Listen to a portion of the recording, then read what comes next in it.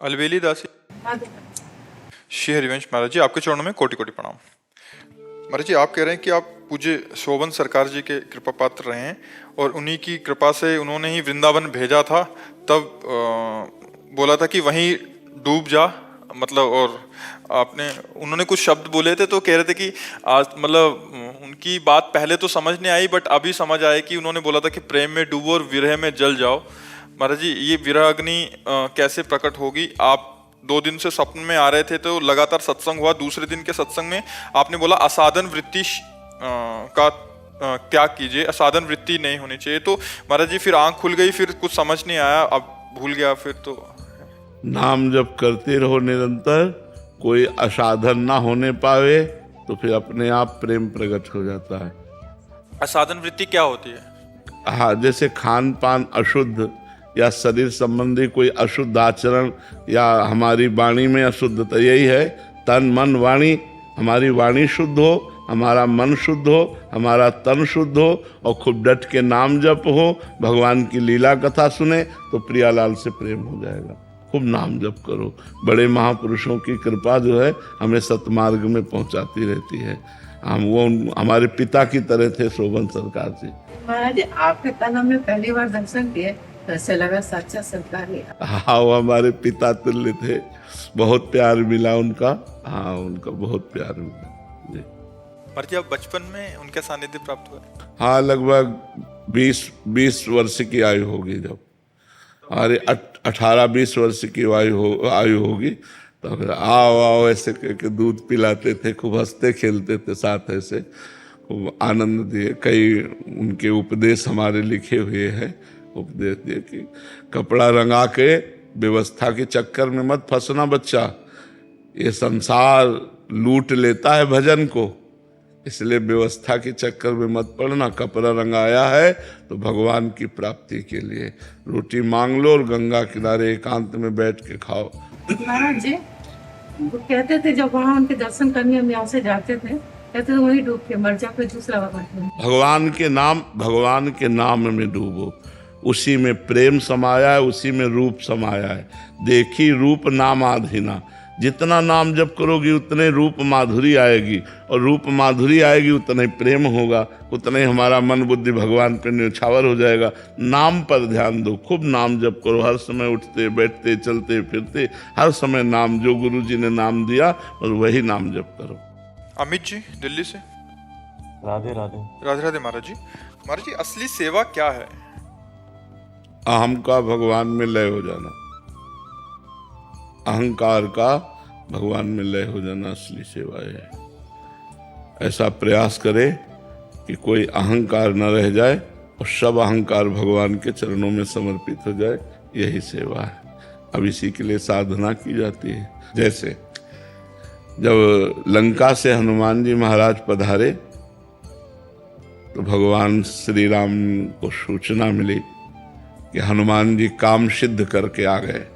सीता की खोज, लंका दहन, रावण को मुंह की खवा दिया। मुख प्रसन्न तन तेज विराजा, कीनेस रामचंद्र कर काजा, प्रसन्न मुद्रा महाबली महाज्ञानी। जो ही हनुमान जी पधारे तो हाथ पकड़ करके ऐसे बैठालने की कोशिश की तो सरक के चरणों में बैठ गए। तब हनुमान जी से कहा कि रावण के द्वारा पालित लंका को तुम भस्म कर दिए, 400 योजन समुद्र को तुम पार कर गए। हनुमान जी बोला वचन विगत अभिमाना, बोला वचन विगत अभिमाना, अभिमान रहित होकर बोल रहे। प्रभु शाखा मृग के ई मनुसाई, शाखा ते शाखा पर जाई। प्रभु कपी की बंदर की तो इतनी ही केवल प्रभुता है कि एक डाल से दूसरी डाल पर चला जाए। शाखा मृग के इह मनुसाई, शाखा ते शाखा पर जाई। लाग सिंधु हाटकपुर जारा, निश्चर गण बधि विपिन उजारा। सो सब तव प्रताप रघुराई, नाथ न कछु मोरि प्रभुताई। समुद्र का लांघना और लंका स्वर्ण जटित, उसको भस्म करना और निशाचरों को मुंह की खवा देना, ये सब आपका प्रताप किया है, राम प्रताप किया है, कहीं हनुमान नहीं प्रभु। ये सच्ची सेवा क्या है? अभिमान का भगवान के चरणों में समर्पित हो जाना। तभी जो हनुमान जी को प्यार मिला वो बड़ा दुर्लभ प्यार मिला भगवान राम का। भगवान राम कह रहे हैं तुम संतात उरिन में नाही, अखिल लोक ब्रह्मांडपति भगवान कह रहे तुम संतात उरिन में नाही, कर देखा विचार मन माही। मैंने विचार करके देखा मैं तुमसे उरिन नहीं हो सकता। प्रति उपकार करूं का तोरा, सन्मुख होई न सकत मन मोरा। मैं तुम्हारा इसके बदले में क्या उपकार कर सकता हूं? मेरा मन सकुच रहा है कि मैं कुछ नहीं दे सकता तुमको। ये क्योंकि हनुमान जी ने संपूर्ण समर्पण कर दिया। संपूर्ण समर्पण तभी माना जाता है जब अहंकार समर्पित होता है। तो अहंकार रहित होकर की गई सेवा सबसे बड़ी सेवा है। जैसे हम आपको 100 रुपया दें और हमारे मन में रहे कि आपके ही ये 100 रुपया मेरे पास धरोहर की तरह रखे थे, अब आपको दे दिया। तो दियम वस्तु गोविंदम तो भ्रमेयो समर्पय, ये सबसे बड़ी सेवा है। समझ पाए आप? सुहानी जैन जी जयपुर से।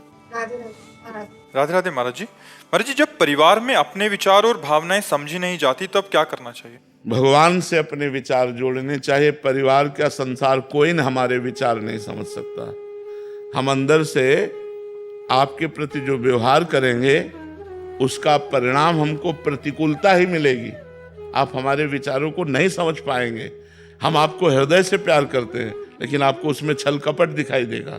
आप प्रतिकूल व्यवहार करेंगे तो हमको हमारा हृदय जलेगा कि हमने तो वास्तविक हृदय से प्यार किया और ये छल कपट कर रहा है। तो इसलिए हमारे हृदय की बात तो केवल हृदयेश्वर भगवान जानते हैं। इसलिए हमें चाहिए कि अपने विचार और अपने हृदय की बात भगवान से करें और सबको जो सुख पहुंचाते हैं तो परिणाम में बदले में हम कुछ ना चाहें तो हम सुखी हो जाएंगे। अगर बदले में चाहेंगे कि हम आपसे थोड़ा भी परोपकार की भावना से किया तो आप हमको थैंक यू तो बोल दीजिए, तो आप परेशान हो जाएंगे।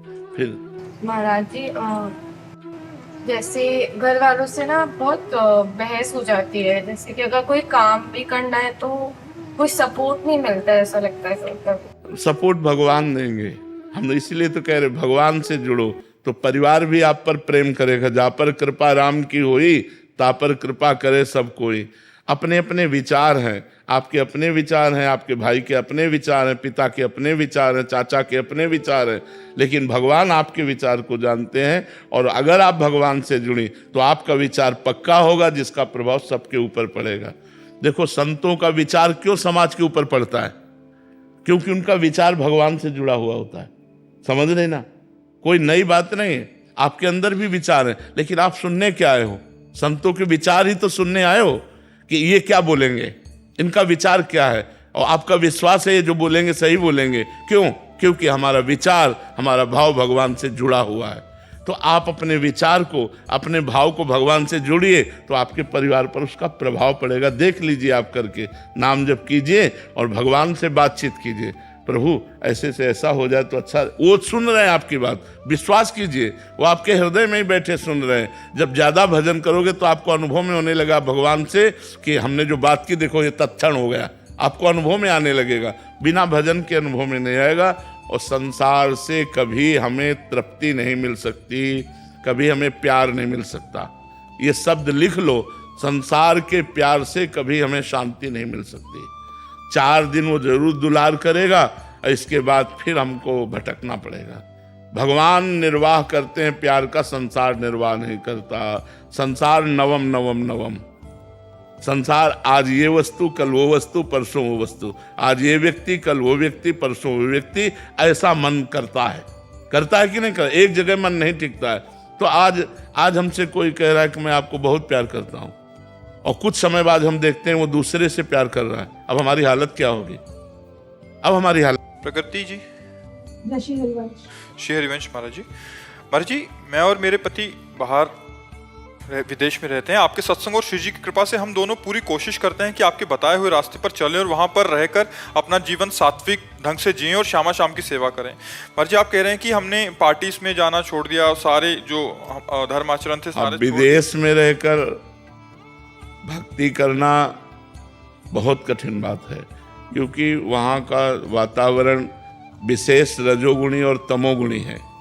भोग विलासिता प्रधान है, अपने यहाँ धर्म प्रधान है और अन्यत्र भोग विलासिता प्रधान है, खान पान नाना प्रकार के भोगों का।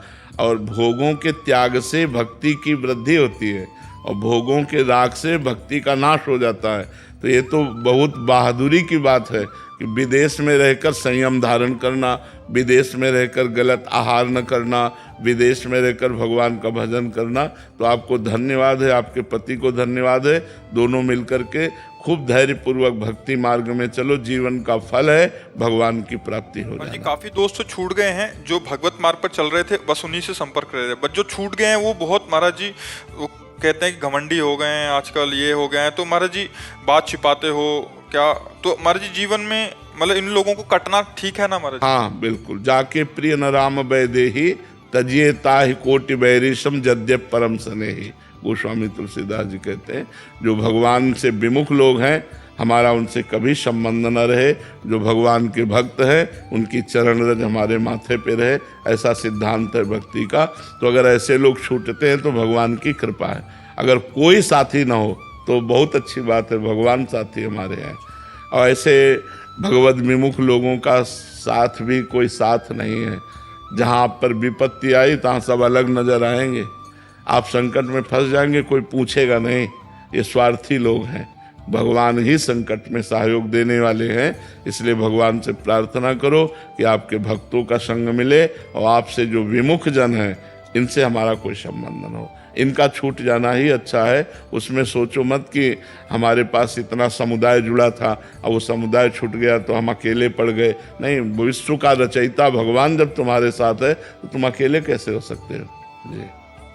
चिन्मय जी नागपुर से, राधे राधे महाराज जी। महाराज जी भजन करने के साथ और क्या करना चाहिए जिससे प्रभु की भक्ति प्राप्त हो और मन ना भटके और मन की व्याकुलता बढ़ी रहे? भक्तों का संग, भक्तों का संग, भगवत भक्तों का संग। भगवान के भक्तों के संग से भक्ति घनीभूत होती है। भगवान के भक्तों के संग से विकारों का नाश होता है। भगवान के भक्तों के संग से भगवान की महिमा जागृत होती है। भगवान के भक्तों के संग से हमें भक्ति करने की क्षमता जागृत होती है। इसलिए बड़ा दुर्लभ है, महत्संगस्तु दुर्लभ हो। भगवान के प्रेमी भक्तों का, जो वास्तविक भक्त हैं, उनका संग मिलना बड़ा कठिन है। यदि उनका संग मिल जाए, भक्त संग, तो उमा परम लाभ यह है जाना। संतों का संग ही भगवान शिव कह रहे हैं परम लाभ है। उमा संत समागम सम न लाभ कछुआन। अगर संत भक्तों का संग मिल रहा है तो इससे बड़ा कोई लाभ नहीं है, क्योंकि वो हमारे असत आचरणों का त्याग करके अच्छे आचरणों में ले जाता है, भगवान की तरफ ले जाता है। तो भगवान की भक्ति घनीभूत करने के लिए अजहू सोच विचार के गही भक्तन पद ओट, हरि कृपालु सब पाछली क्षमिहे तेरी खोट। यदि हम भक्तों की शरण में हो जाएं तो भगवान हमारे सारे अपराध माफ करके हमारे हृदय को स्वीकार करने। भक्त चरण धरि भाव तरत भव सिंधु अगाधा। जो भक्तों के चरणों में भाव रखते हैं वो इस भव समुद्र से पार हो जाते हैं। तो भक्त संग जरूर करना चाहिए।